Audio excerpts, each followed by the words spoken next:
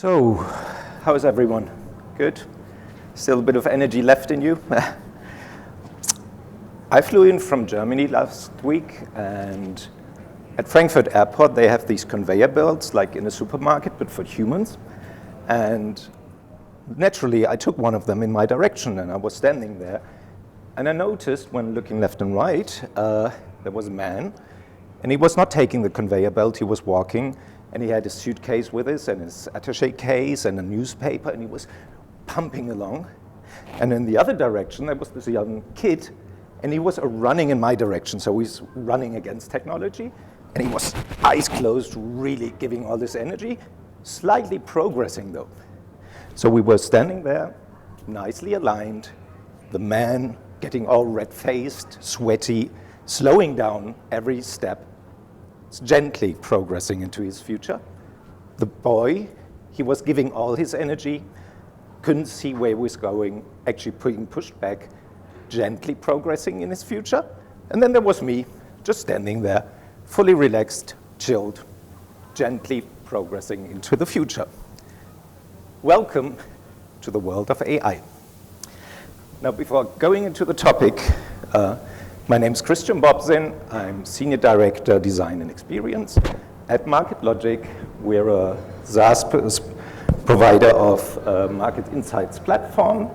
We deliver, sorry, I can hear my voice very doubled.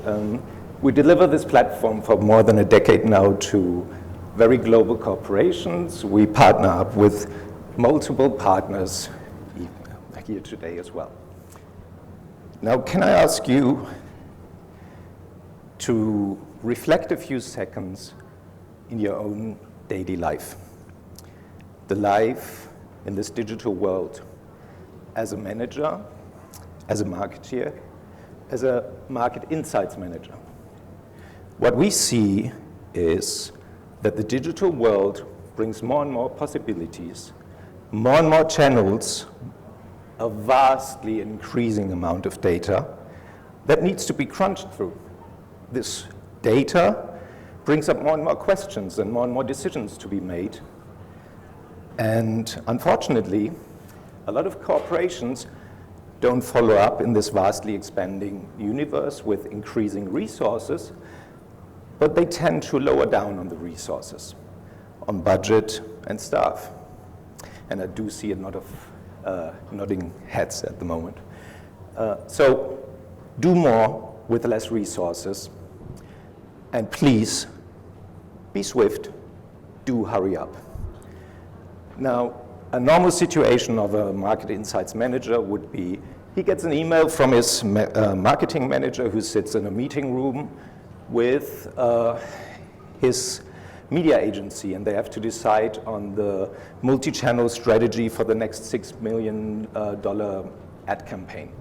A PR communications manager sitting with his creative agency deciding on messaging and target groups for the next social media campaign, or a product manager that has to come up with a market entry strategy for the next product. Now, all they need is insights, and they need them right now. So they shoot this email to the market insights manager asking for a certain information, ask them a question. Now, with this new kid on the block, generative AI that you all have heard about in the media, it's a legit question. Can AI help? Can AI deliver my answer? So we did ask it that question, and ChatGPT, being the most prominent and presumably most capable of its breed, we pasted hundreds and hundreds of questions to ChatGPT, and this is what we found out. And you will notice three things when you're using it. The first one, it does deliver an answer. The second one, this answer is very well formulated. It uses a very authoritative, very good language, and so it looks good in the first moment. But then you also notice, would I put my job on the line for a well-formulated answer just because I got it? No, of course not. You want to know, is that answer trustworthy? So When looking at the content of an answer, you will find that it's very generic, rather blunt actually, and that is because ChatGPT uses public domain knowledge. Basically, it's a language-driven Google search, oversimplified. And you don't want to use internet knowledge for your business decisions. You want reliable sources, you want trustworthy sources, and you don't get them in the internet because the internet is the internet. Second thing you will notice is, hey, that question though, and the answer, I like it. I'll post it in an email, I'll send it to the manager. The first thing coming back to you would be, where did you get it from? So let's ask ChatGPT, what's the source of this information? And it will very gently tell you, I'm a large language model, I cannot quote my sources, it's a mashup of various sources. There's a few third-party suppliers now trying to give sources, and Microsoft's marketing is announcing something like that. But it would then tell you, hey, this is Christian's blog about smiling, not necessarily a trustworthy source. So that's the second issue. Statements are not verifiable. And lastly, you will recognize, let's say, you want to use it for your own purpose to speed your own process up. I ask it, I get an answer, I see numbers. Can I trust those numbers? And when digging deep into factual findings, we do see a lot of cases, and they're uncontrollable, they happen, that numbers are mixed up by ChatGPT. It takes numbers from a wrong year, it mixes up numbers, and sometimes it's even making up numbers. And the reason for that is the configuration, the setting of ChatGPT. It's called the temperature of an AI. It's a moderate warm temperature, so it's allowed to hallucinate. Hallucination is an effect of a generative AI it wants to deliver an answer. So it makes up an answer if needed. Now, as a resume, ChatGPT is not suitable for answering business questions if they need trustworthy information, because the knowledge it's based on is not trusted, the statements are very hard to verify, and it's prone to hallucinate. Now, we at Market Logic, we thought, we still like the language quality. Can we come up with something that takes the language quality but eliminates these issues, taking them as a challenge? So we did. And this is what our geniuses have come up with. We don't start with the internet knowledge. We start with the trusted knowledge intelligence of our clients, their market research reports, their market intelligence. We ring fence that, we protect it, we don't water it down with any other intelligence other than what they've already spent money on, what they verified, and whether they have their very specific ways to determine that kind of data. And then we put onion layers of AI functionality around it to even more increase the quality of the answering. The first layer is infusing AI, reading through this knowledge, understanding the knowledge, contextualizing it, and making it ready to be found. Now, when a question is submitted, we don't use vector-based searches looking for keywords or something. We use a semantic search, which is, again, understanding the language of the question. Now, the nice side effect of this layer is that it becomes multilingual. You can ask an English question, you get an English answer, but the report was actually French, where it retrieved this information from. And lastly, and this is the layer we put the most effort in, we infuse a deep evidence analysis using like a gatekeeper AI that compares all the findings, understands the question, and resorts and reevaluates the findings every time a question is asked. And then, and only then, we feel it is ripe enough to be sent to a generative AI to make a nice formulated answer out of the findings, which is then presented to the manager. Now, how did we come up with this solution? Why is it Market Logic doing this? It's our history. We have a decade-long experience with the world's globest clients. We know their reports, we know their intelligence, we know their processes. And in a way, I would like to say we have the best sparring partners in the corner of our ring. Then, being the market leader in our industry, we do find possibilities to partner up with market leaders of other industries like OpenAI.